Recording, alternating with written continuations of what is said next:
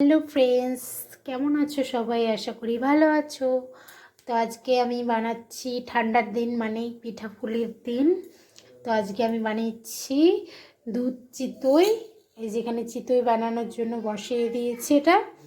আর এই যে এদিকে বানিয়ে রেডি করেছি, খেজুরের গুড় দিয়ে চিতইগুলো ভিজিয়ে রেখেছি দুধ দিয়ে।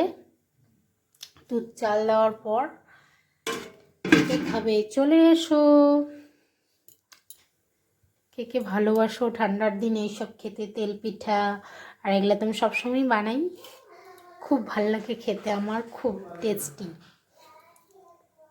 কে কে খেতে ভালোবাসো অবশ্যই লাইক কমেন্ট করো। এই তোমাদেরকে তুলে দেখালাম, এই যে দেখো কত সফট হয়েছে খেতে, একদম রস ঢুকে একদম টপটপা।